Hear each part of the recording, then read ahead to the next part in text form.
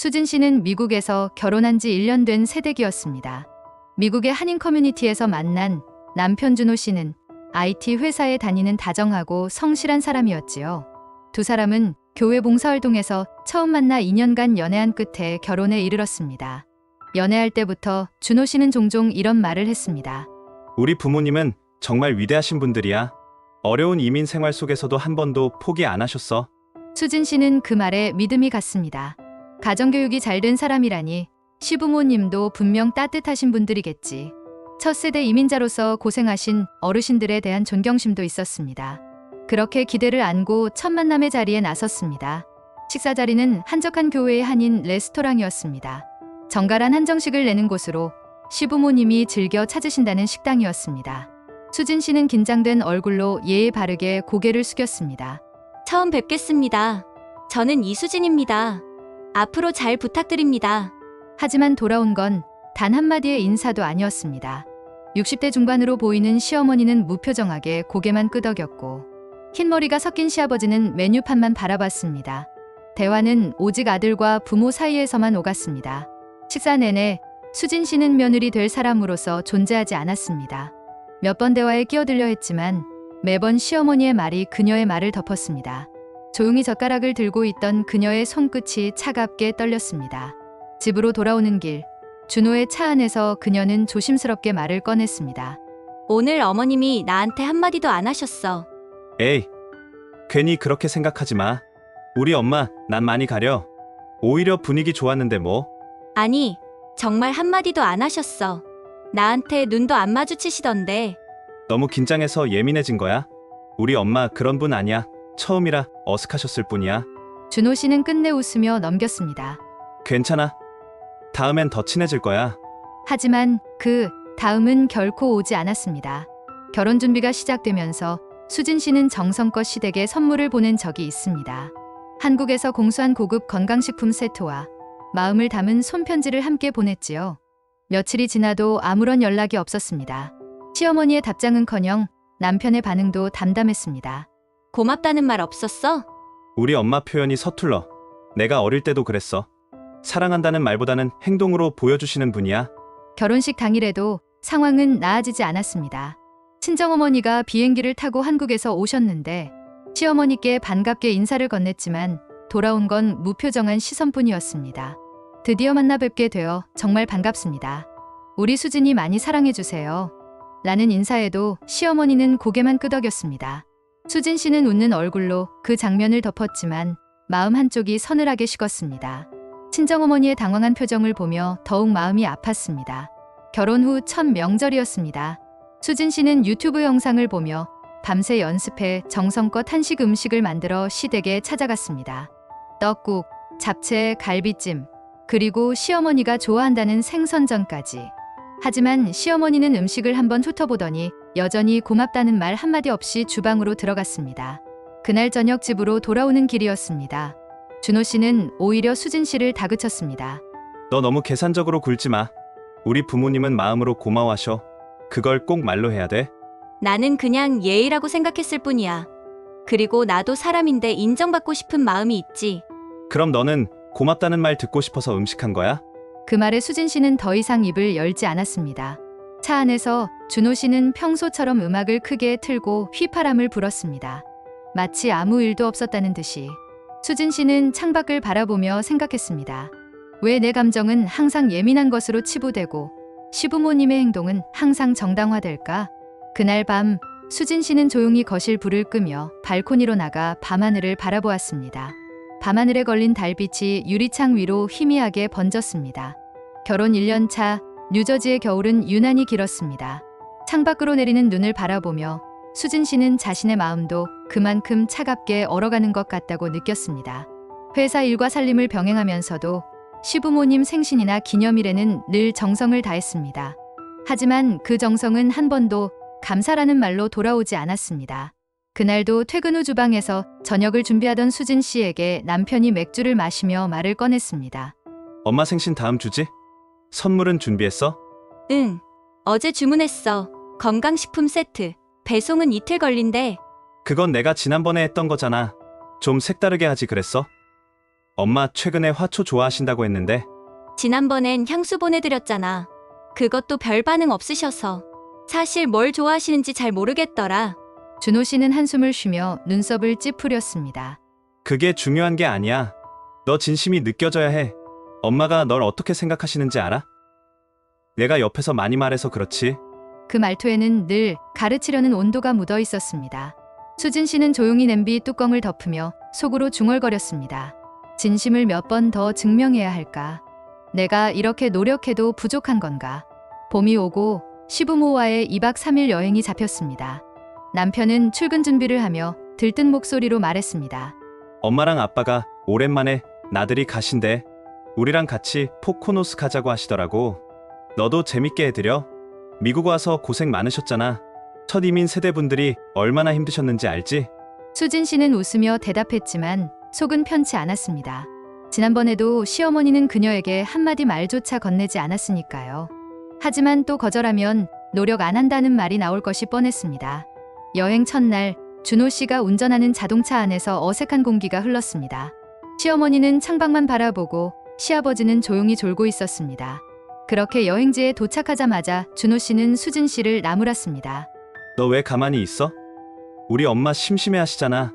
어머님이 말씀 안 하시는데 내가 뭐라고 해? 아까 날씨 얘기했더니 대답도 안 하셨잖아. 그래도 분위기를 만들어야지. 네가 좀 말을 걸어야지. 우리 엄마 성격 알잖아. 나 혼자 북치고 장구치라고? 한국어로 어려운 주제 대화하는 것도 힘든데. 아, 진짜 피곤하다. 왜 그렇게 예민하게 받아들여? 그러니까 엄마가 너랑 말 안 하시지? 여행 둘째 날 아침 식사 후 시어머니가 쇼핑몰에 가자고 했습니다. 그날따라 수진 씨는 편두통이 심했지만 남편은 단호했습니다.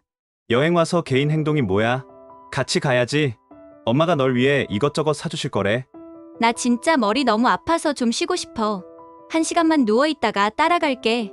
준호 씨의 목소리가 차가워졌습니다. 그럴 거면 왜 같이 왔냐? 엄마 앞에서 그런 말 좀 하지 마. 가족 여행인데 왜 따로 놀려고 해?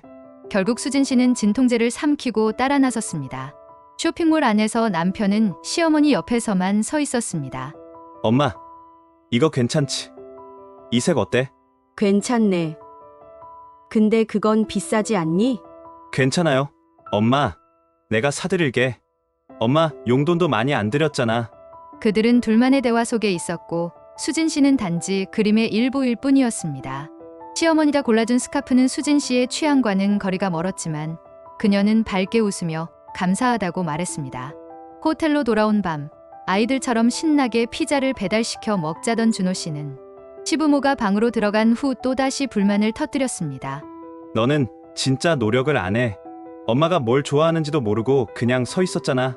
엄마가 널 위해 스카프까지 골라주셨는데 표정 봐. 마음에 안 든 게 다 티가 나더라. 아픈 몸 이끌고 따라가서 서 있는 것도 노력이지. 나도 최대한 웃고 있었어. 그게 무슨 노력이야? 마음이 안 느껴졌어. 넌 진짜 우리 엄마를 이해하려고도 안 해. 그 순간 수진 씨의 안에서 무언가 뚝 하고 끊어지는 소리가 들렸습니다. 며칠 후 집으로 돌아온 뒤에도 갈등은 계속되었습니다. 시어머니와 통화를 자주 하라던 남편의 요구에 수진 씨는 처음엔 매일 전화를 걸었습니다. 하지만 응, 그래, 알았어라는 건조한 응대에 지쳐 일주일에 2~3번으로 줄였지요. 그랬더니 준호 씨는 저녁 식사 중에 싸늘하게 말했습니다. 줬다 뺏는 거야, 그건. 그럴 거면 애초에 하지 말지. 엄마가 오늘 왜 전화 안 오냐고 물어보시더라. 나도 사람이라 힘들어. 말이 통하지 않는데 매번 대화가 단절되는 느낌이야. 넌 정말 이기적이다. 엄마는 너를 딸처럼 생각하시는데 그 마음 모르겠어? 딸처럼. 한 번이라도 내 이름 부른 적 있어? 그 말에 남편은 아무 대꾸도 하지 못했습니다. 잠시의 침묵 후 그는 낮게 중얼거렸습니다. 너는 왜 이렇게 사랑을 몰라? 우리 문화가 그런 거잖아. 미국에서 태어났으면 이해가 안 되겠지만. 수진 씨는 말없이 그릇을 치웠습니다. 문화 차이라는 방패 뒤에 숨는 그의 모습이 낯설게 느껴졌습니다. 며칠 뒤 시어머니 생신이었습니다. 수진 씨는 새벽부터 일어나 시장에 가서 재료를 사와 한 상을 차려놓고 시부모를 초대했습니다. 정갈한 음식들, 웃는 얼굴, 완벽한 며느리의 표정. 시부모는 밥을 먹고 맛있었다는 말 한마디 없이 일어나 나갔습니다. 그날 밤 준호 씨가 또 말을 꺼냈습니다. 넌 왜 붙잡지도 않았어? 붙잡다니. 뭐를? 자고 가세요라고 말했어야지. 아니면 디저트 드세요 같은 거라도. 부모님이 얼마나 섭섭하셨겠냐? 아니, 먼저 이제 가볼게라고 일어나시잖아. 나더러 뭐 어쩌라고? 그게 네 문제야. 정이 없어.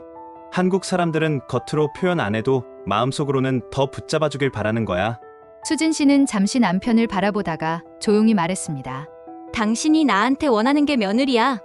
아니면 수행원이야? 나도 사람인데 내 감정은 왜 항상 무시당해? 준호 씨는 아무 말도 하지 않았습니다. 그 대신 짜증을 내며 문을 닫고 방으로 들어가 버렸습니다. 그의 뒷모습을 바라보며 수진 씨는 생각했습니다. 모든 대화가 이렇게 끝나네. 내가 양보하거나 그가 화내고 끝나거나. 그날 수진 씨는 처음으로 노트북을 켜고 부부 상담이라는 단어를 검색했습니다. 그녀는 마우스를 움직여 상담 예약 버튼을 눌렀습니다. 한국인 상담사를 찾는 란에 체크 표시를 하며 그녀는 두렵지만 결연한 마음이 들었습니다. 창밖으로 보이는 뉴저지의 밤하늘에 별들이 반짝였습니다. 그 별빛처럼 그녀의 눈에도 작은 결심의 빛이 깃들기 시작했습니다. 봄이 지나고 여름이 왔습니다. 해가 길어질수록 수진 씨의 마음은 점점 짧아지고 있었습니다. 더 이상 시부모님이라는 단어에 피로해질 여유도 남편의 효도 강박을 이해하려는 온기도 남아있지 않았습니다. 그녀는 매일 같은 말을 들었습니다. 우리 부모님이 섭섭하실 거야. 넌 마음이 없어. 넌 왜 나처럼 사랑하지 못하니? 사랑이라는 단어가 이렇게 억압적으로 들리긴 처음이었습니다. 사랑은 서로를 존중하는 마음이라 믿었는데 그가 말하는 사랑은 복종이었고 그의 효도는 신앙처럼 강요되었습니다. 그녀는 스스로에게 물었습니다. 나는 언제부터 이 결혼 생활이 무서워졌을까? 그리고 언제부터 내 목소리를 잃었을까? 결정적인 날은 시어머니의 방문 이후였습니다. 그날 아무 예고도 없이 시어머니가 찾아왔습니다. 집은 어수선했고 수진 씨는 퇴근 후 막 샤워를 하려던 참이었습니다. 현관문을 열자마자 시어머니의 날카로운 목소리가 들렸습니다. 며느리란 게 이렇게 준비가 안 됐어. 손님 맞을 준비도 안 하고 뭐 하는 거야? 그 말은 가시처럼 박혔습니다. 그녀는 차마 대답할 수 없었습니다.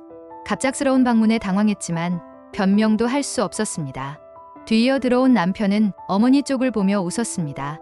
엄마, 요즘 스트레스 받아서 그래요. 이해 좀 해요.